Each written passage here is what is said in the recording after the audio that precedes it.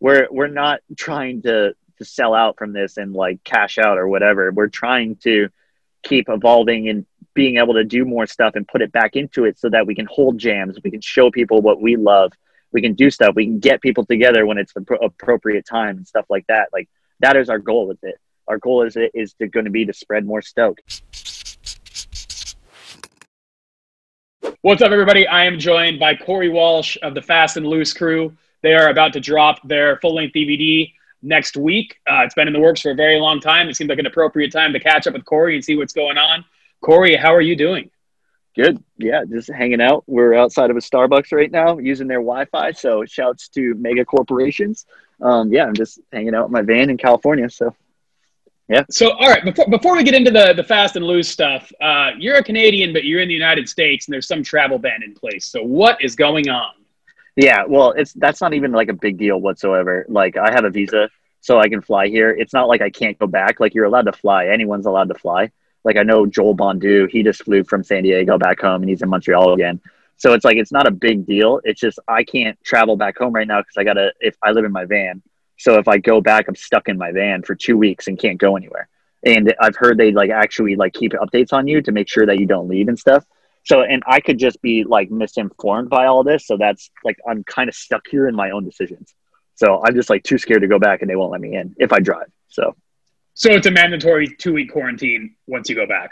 Yeah. And that's like everywhere else in the world except for the States right now, I'm pretty sure, except for some other countries in Europe are open. I know that. But other than that, like, yeah, everywhere you go travels. Like I know Jason has to like petition to come back to America. Like he has to full on ask the government if he can come.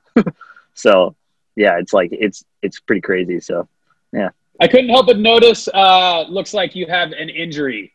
What do we got going on here? I just broke my metacarpal. So it's like this bone.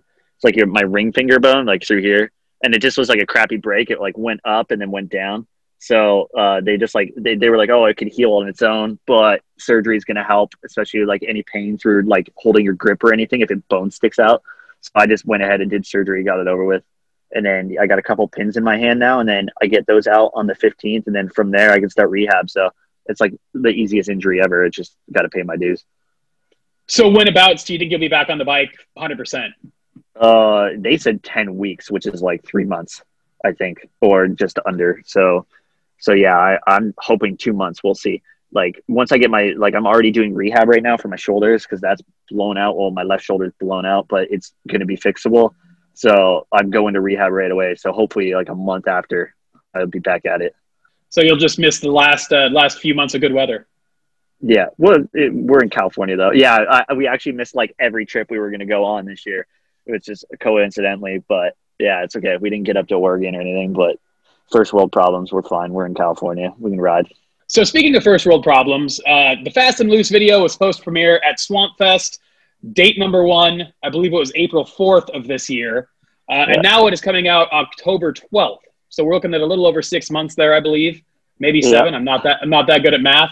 So obviously the virus situation impacted that. But what made it take so long to get the video out when it was initially supposed to be done in April?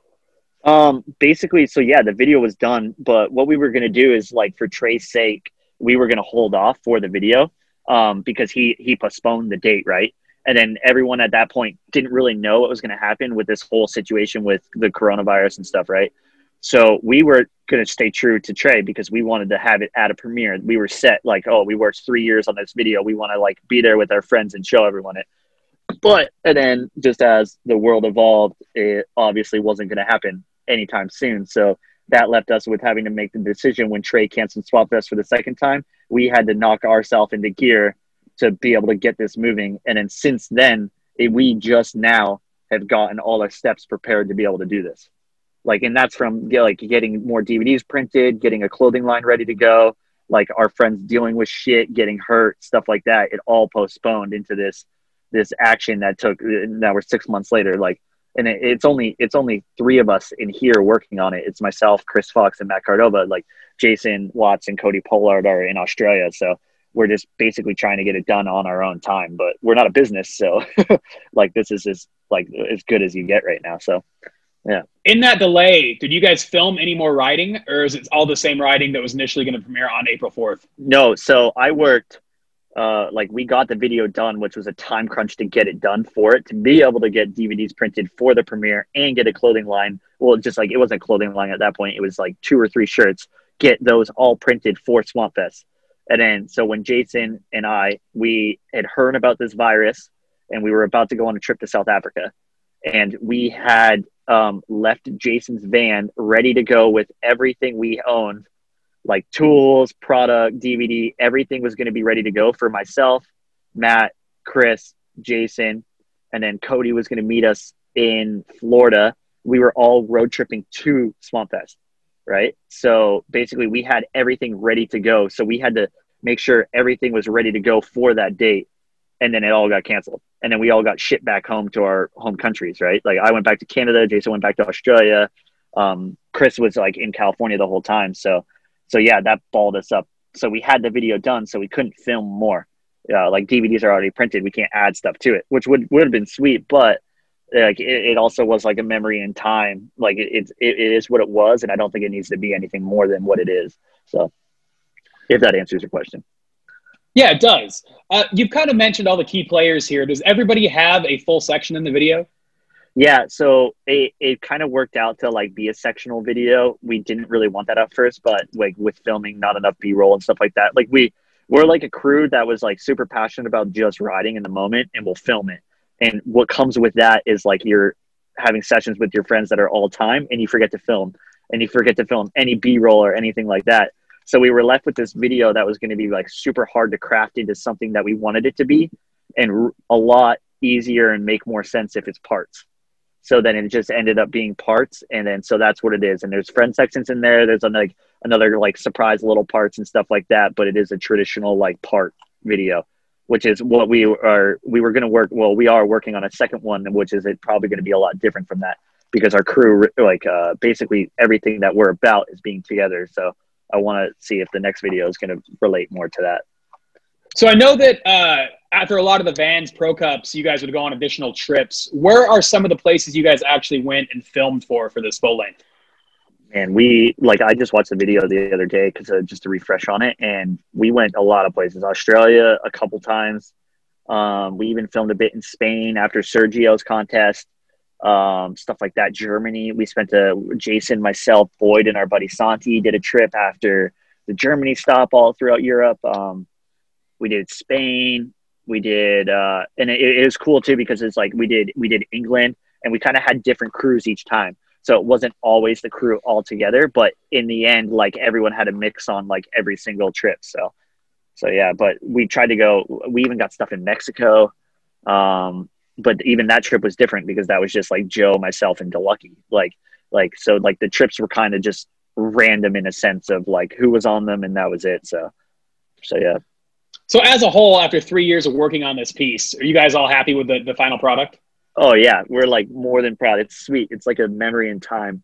It's like a journal log. Like you can go back, and especially with the novel that Chris wrote, like it's something cool. You like a lot of people got to experience this that I don't think they really notice. They're going to be able to read the novel first and watch the video, which is basically you're going to be able to watch the video and pull out key points from the novel, which I think is pretty cool. And I think for a perspective of that, like it's going to be a really sweet experience for a lot of people. So I've heard a lot of buzz about the novel that Chris Fox wrote. That's kind of a really obscure new thing for BMX. Is that going to be available again? Yeah. So we're doing a rerun of it right now. Chris is working on it. He's just trying to like kind of iron it out a little bit, and it's going to be the same thing. And yeah, we're just waiting for that to happen.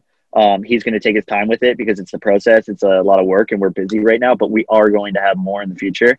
And yeah, we're going to be trying to get them out to the rest of the world because only the States have them right now. And yeah, so it's definitely on the horizon for us.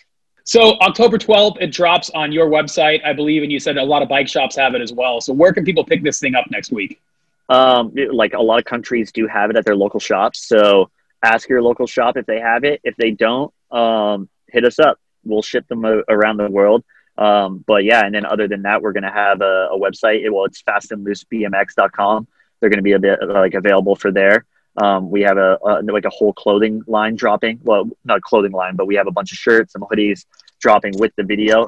That is like a bunch of our friends' artwork. So just stuff like that to go along with the video to try to get everyone stoked during these times. So that leads me to an additional question here that I initially wasn't thinking of. Where are you heading with Fast and Loose? I mean, it seemed like it started as a crew, then it turns into a video. Now there's clothing. What does the future hold for you and the rest of the boys? We definitely we're going to do more with this, and then we're super motivated with it. But we're going to let it naturally unfold what it is. But basically, we just want to try to get back to BMX as much as it's given to us, right? Like, we want to try to, through this, create a bunch of stuff that's going to get people more stoked. And that is our entire plan. Our entire plan is to just basically try to give everything that we get from it back into it.